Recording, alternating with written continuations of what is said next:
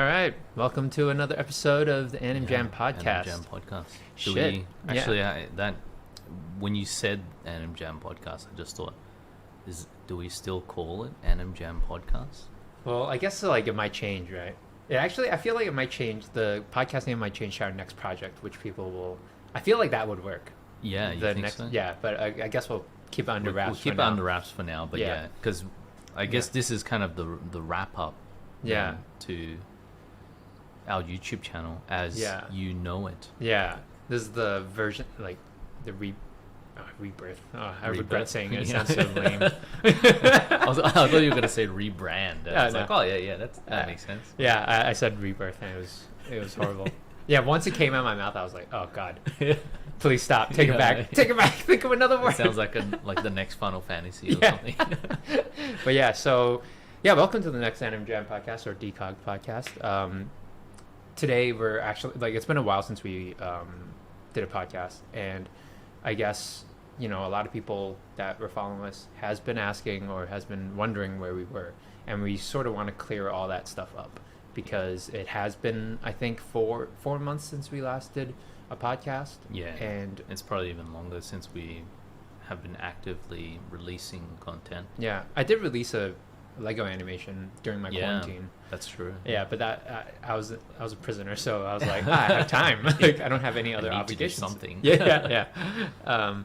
But yeah, so I guess we'll go through the gamut of sort of questions, but we'll start off with where have we been, or like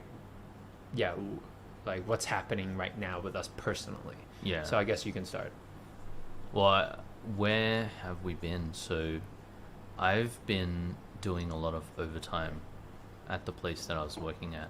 So we had a lot of projects kind of, they were really intense in a lot of different ways. And I think just the sheer amount of work that was going on at the studio at the time was just insane. So, I was doing some pretty crazy overtime, like hours that I don't want to see my worst enemy do those kind of hours. It was pretty intense. Yeah. But yeah, so all my time was going into that, and I was a lead, so there was a lot of responsibility on my shoulders to make sure that I was doing my part. So I was trying the best that I could to, focus all my energy towards making sure that these projects get across the line, as you should, right? If you're employed in a studio and you have those kind of responsibilities. And when like shit hits the fan, you kind of need to step it up, if you're in one of those positions, and make sure that you are like that go-to person for your team. So that's what I was trying to do. Yeah, I mean, what were the hours like for you at that time? A regular day at the studio is meant to be 8 to 5, but I was doing like 8 to like 12, 8 to 1. That's crazy. Sometimes like 8 to 2 a.m. and it was pretty crazy, and it's definitely not encouraged. Like, it's not something that the studio wanted to do for sure, but it's something that I felt like was necessary for the project, like just based on the work that I was seeing come through and the work that I knew needed to be done. So I was doing some pretty crazy overtime. And I think I was fortunate because I was in that position. I knew we sort of put a deadline on when we were going to start our new thing, like this new direction that we're doing. Yeah. So I was fortunate because I knew that eventually, at the end of the year, that was going to be my out. Yeah. So I could put in those extra hours and work extra hard. And I wasn't expecting that of anyone, of course, but I definitely was able to put that responsibility and that burden on my own shoulders because of that. Yeah, because you knew there was an end. Yeah, I knew there was an end. Like, if I knew it was a marathon and I knew like I needed to do this for another like 6-7 years, I would have not done that. Yeah. Just for my own health and my own like sanity. Yeah. But sometimes it feels good, especially when you want to start a new chapter, to like really finish off the last chapter, like really close it off in a powerful way, I guess. Yeah, exactly. And for people who don't know, like Billy always had the date, like it was always like sort of set. I mean, it got extended, postponed a bit, but it actually worked out for us. Yeah. But yeah, like December 31st was pretty much always the date. And I guess a little bit like what I was doing was that I was at a studio as well. Like I was just clocking in not as many hours. Like I was clocking in maybe 70 hours a week. Yeah, I mean that is but a lot. I guess Let's not like kid ourselves. I think it's not too like there are projects There's where worse. I clocked in more. Like this was like 60, 70, like mostly 70. But it was the how long it was. It was like literally from almost like end of April to end of November. Yeah, And it's that long yet like that duration and Yeah. how many hours you do a it day. just felt like Yeah. you were running that marathon for so long. I Exactly. think that Yeah. And I think for like we discussed it, like it was always that was sort of when I was deciding to end as well. Yeah. So, So- we definitely lined up our like end dates so that Yeah. we could move in this new direction. Exactly. And yeah, I think we did it really well. Yeah. But yeah, I guess why was the particular project that you were working on? I know you probably can't say, Mhm. but like that particular project seemed like it was definitely harder than some of the other ones that you worked on. Yeah. I'm curious like to hear why. Because I think the people that were involved in the higher level, so like I can say I was working on this movie that's going to be on Netflix called The Sea Beast.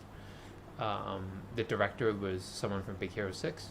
The supervisor was also someone from Big Hero 6, and also the animation we had two animation supervisors, and the other person was from Into the Spider-Verse, right? So the quality was, going in, you were expecting and you were expecting to be, top-notch quality. Yeah. And I think, that's what that level of quality requires time. And that's what they're looking for. And, it sort of pushed me in a way that I've never been pushed before. Yeah. And it's a great experience, but it's also, you can only do that many projects like in one go. Yeah. Like you almost need a break after like a project like that. Well, at least for me, like I needed a break, and I think I was like teetering anyway. So I thought, okay, this is a great way to sort of end like at least this Yeah. this chapter for now. Like basically working at like the highest level Yeah. that exists in film, really. Yeah. Like pushing it to the absolute limit. Yeah, like So exactly. Like for example, like when I see, I'm sure like people have seen Arcane. Like the animation is amazing, right? yeah. But if I am very confident that whatever we created and whatever those guys like led us in Jacob and the Sea Beast, I am confident that that animation matches it, if not even exceeds it. Wow. Yeah. Yeah. I mean, I'm sold. So Yeah. I'm just waiting for it to come out Yeah. to watch it. yeah, But- because the guys on the people on the team, guys and girls, like they were crazy. Like I've Yeah. never seen a collection of talent like that many in one room. And I've seen like there's juniors that were like freaking yeah. like beasting it. Like I'm like these guys aren't juniors. Yeah. They must be like Yeah. the 1% juniors. Yeah, the yeah. 1%ers out there. Yeah, exactly. But yeah. yeah. I'm curious. Yeah, I mean, I don't know if you can say the studio Mhm. that you were working for. That you were working I guess at, I but- can. It's just Sony. Yeah, yeah, But like Sony is kind of like yeah. that to me. Like there's only like a handful of studios at like the very top. You Yeah. know, and obviously it's like Pixar and Disney, Mhm. and I would say DreamWorks is in there too. But, Yeah, yeah. And there's a few others, but Sony is definitely one of them. I feel like where like they're Yeah. at the top of the game. Like nobody comes close in terms of like what Sony does in terms of the Sony style. Mhm. So in fact, I feel like Sony in a lot of ways is leading Yeah. the charge in like Style. in style and creativity and Yeah. just like originality. And so I feel like that's probably why all the talent is at Sony, because everybody like especially after Spider-Verse came out, everyone Yeah. was like, wow, like Yeah. who can beat these guys right now? Like you guys need to step it up like every other Yeah. studio out there. I feel like they're at their peak right now, their prime. Yeah. So yeah, it was very fortunate, but like you, I was just after a while, it's just like, hey, I want to just create my own stuff, because you just get like, it's not that you didn't enjoy it, it's just you get burnt out and you want your own creative I feel freedom like in some sense again. Yeah, in a big way, like early on in our careers, our goals was sort of to get in the industry and to really cement ourselves in the industry as like legitimate artists and work on these cool projects. Yeah. But now that goal has been accomplished in a lot of ways for us. Yeah. So we feel like, you know, we got to set that new goal now, and we always had that new goal in the back of our heads, but never, I don't think we haven't really like, you know, put like the gas, you know, on, you know, put the foot on the pedal and really said like, we're going in this new direction, this new goal 100%. Yeah. I mean, I think for most people in our field, like, they're animators first. Yeah. But it's funny because both of us, I think, especially you, are like, we're more generalist. Yeah. And I feel like, we scratch the animation itch. Yeah, you know? exactly. But then there's that whole other side where, you know, I wanted to be a character sculptor or like, you know, a texture artist. Yeah. And this new direction that we're going, it's, you know, that's something that's, I think it frees us. it frees us from everything. Yeah. And I don't need to worry about pipe. I can break everything I want. That's the fun part, you know. Like pipelines are not fun, man. I was so close to the pipeline when I was at at the studio. Yeah. I feel like I was probably much closer to the pipeline than most people in the studio, other than the developers themselves. Yeah. So it is not fun. Sometimes. Yeah. It's fun in other ways because you do get to like flex that technical muscle, and it makes you feel like smart in a very you know, kind of, I don't know, maybe like vain sort of way, at the same time it doesn't fulfill you creatively, so I think that's what we need to do now. Exactly. And basically I guess what we're saying is that we have both, like, you know, if it wasn't clear, we both officially quit our jobs indefinitely. Of course, we're not saying that we will never go back, but we're definitely focusing our efforts on this new chapter, which is our YouTube channel, Decogged, and I'll preface everything first. So our YouTube channel, Decogged, but there's a little bit of a twist. Yeah. Because, you know, we like talking about animation, and I think a lot of, like, we still want to help people, you know, get a job in the industry. But, you know, when we sat down and talked about everything, we realized that maybe there's a broader message and there's a broader thing that we want to do, which was always actually like you always say, like, the ethos of what we want to do is to empower artists. Yeah. And that has always been the goal.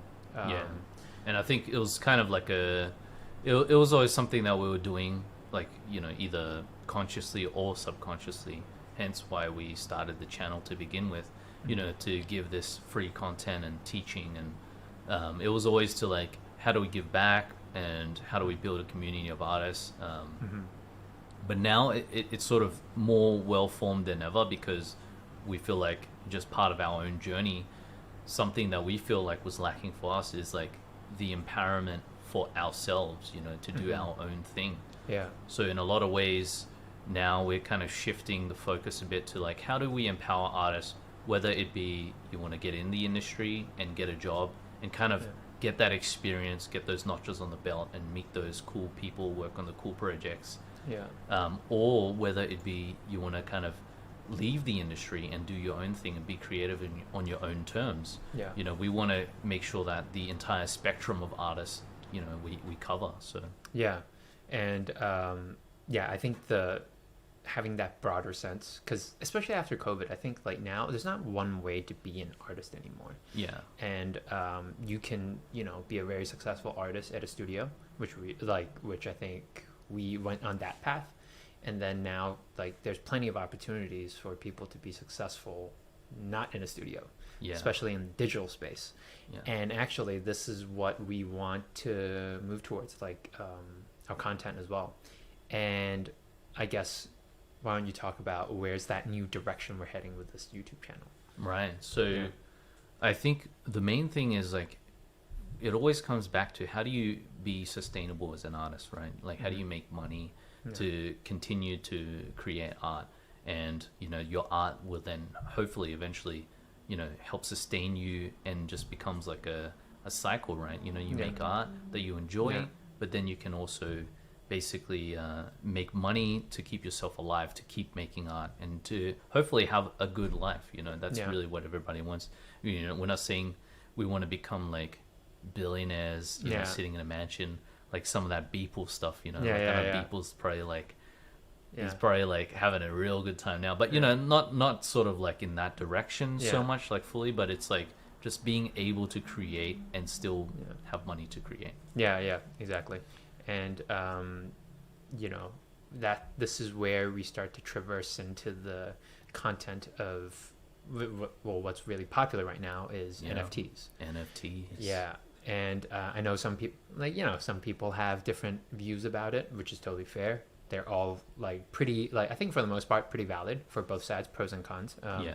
But right now, there's no question that it's definitely something that's constantly talked about, and a lot of money is sort of flowing through circulating that in that space. And I mean, a big part of like being self-sustainable as an artist is to see the opportunity when it presents itself, right? So if there's a good opportunity to really make it in a certain space and make your name for yourself, and whether you decide to stay in that space or move out of it and transition to other stuff, that's up to you. But you know, like recognizing the opportunity is extremely important, right, as an independent artist.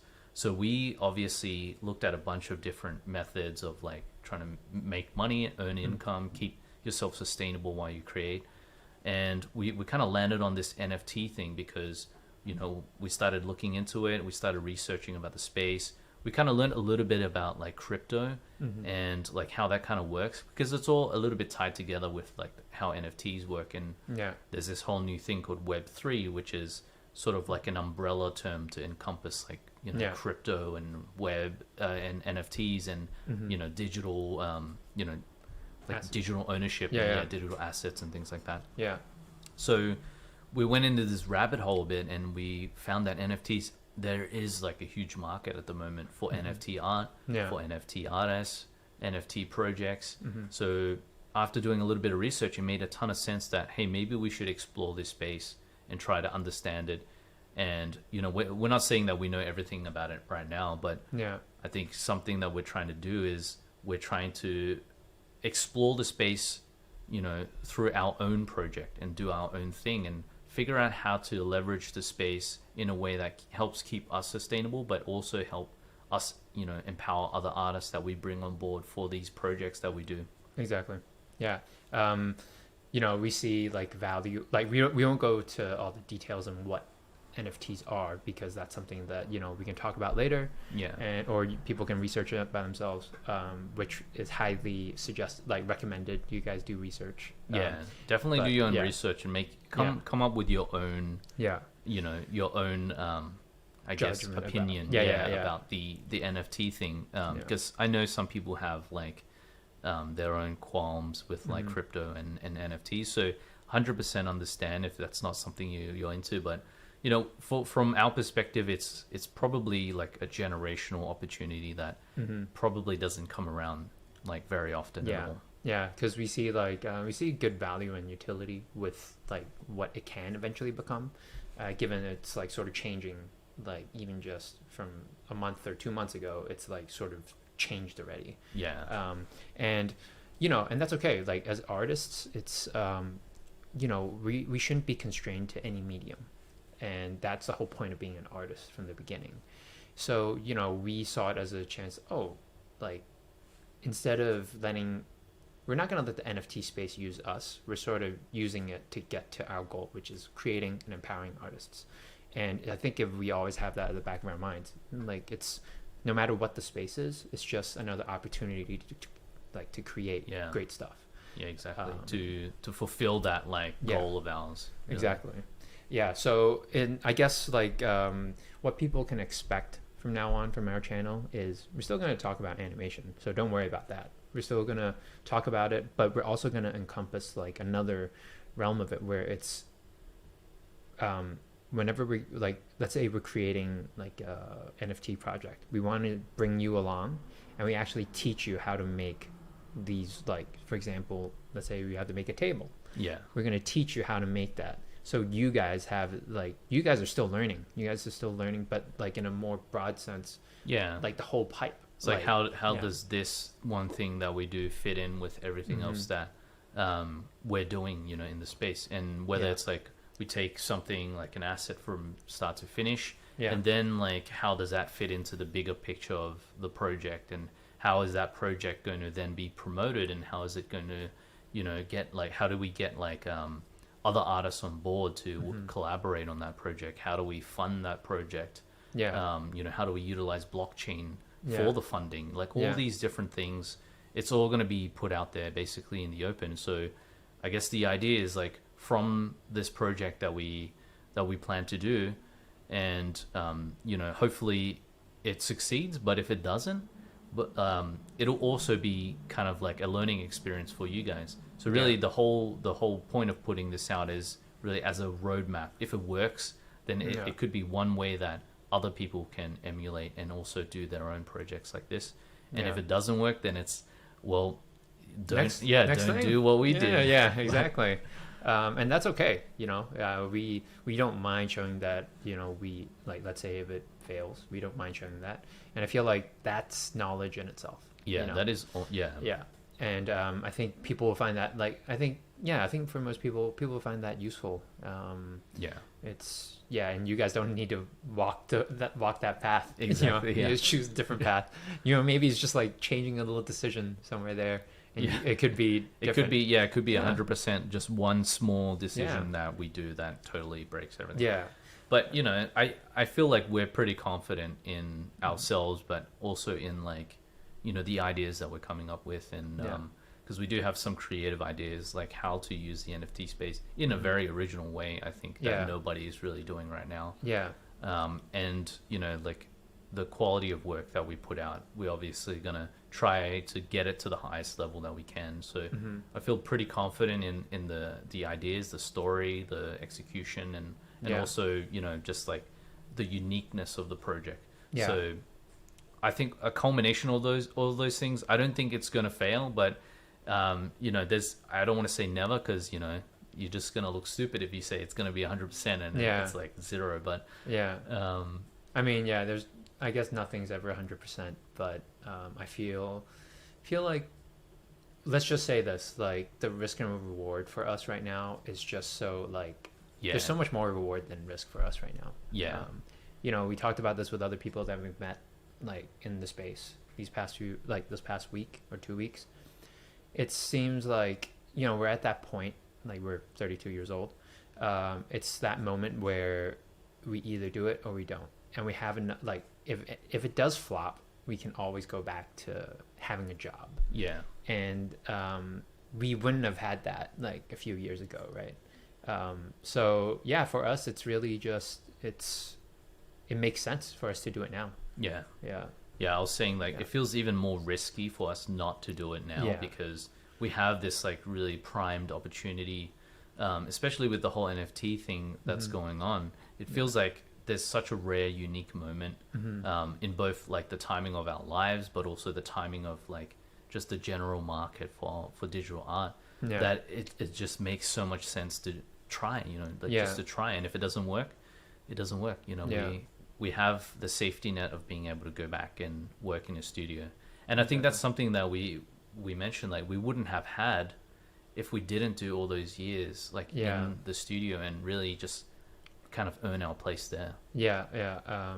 You know, and we're not saying, like, people, like, just because we're doing this right now, it doesn't mean like the studio path isn't the path, right? Yeah. It still is. It's actually, it's because we went through that path that makes us feel like confident in at least what we produce. Yeah. In the general public, right? So yeah, like, we still recommend people to do that path. Yeah. It's just that right now we're just at a different stage. So yeah, like, yeah, I think that's pretty much Pretty much covers the new direction. I Yeah. mean, we'll probably come out with more information on the actual project itself.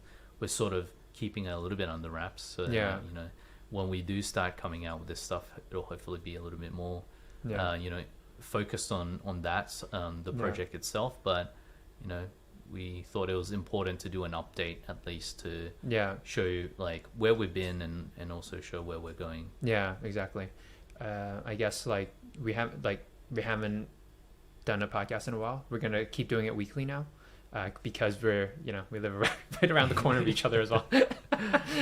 So we can do these in person now. Yeah, actually, we didn't mention that. Like before, for the past 3 years, we've been sort of doing it over Zoom or or whatnot. Yeah, we're doing cross country, it's intercontinental basically. Exactly. So I know it's a split screen right now, but this is my hand going into the yeah. How did that work? Yeah. How'd you do that? Yeah. But yeah, this it's I moved back just to Melbourne in Australia just so we can we can focus on this. Yeah, really exactly. Focus on the channel, but also focus on figuring out the space, really just as a way to for ourselves, first of all, but also for you guys watching to learn from the experience. Yeah, we really want to build the community, a robust community where you guys feel like you're getting a lot of value from it, and because we haven't been, I guess, around for the past few months, we do want to say thanks for your patience and continual support, and we want to offer up Noodle, our overlapping tool, for free. So we haven't decided on how long this discount would go for yet, but we'll put in the discount code in the comment section or in the little box below, and you guys can just go in and just get it and just download it. It's updated for the latest version of Maya, and for Python 3. I think someone mentioned that there might still be some issues with the old version of Maya, but definitely if you guys have any issues, you can always reach out to us in Discord or reach out to us via email. But at the end of the day, we kind of want to see you guys succeed as well, so however we can to help out in that respect as well, I think would just kind of be personally fulfilling for us, I think. Yeah, exactly. So feel free to reach out if you guys are in Melbourne or in Australia in general, and happen to be in Melbourne. Hit us up, because we're always down for grabbing a beer. Now that we're in person, it feels like we'll be down to meet anyone around around Australia, really. We'll probably be going around to Sydney as well, and exactly. So but that's all we got for you for now. Next week we'll start, we'll release another podcast, and with some I guess interesting topics and developments. And talking about the space in general. So cool. All right, peace. Thanks for watching or listening to our content. If you like what you saw, feel free to subscribe to our YouTube channel. Thanks again. Peace.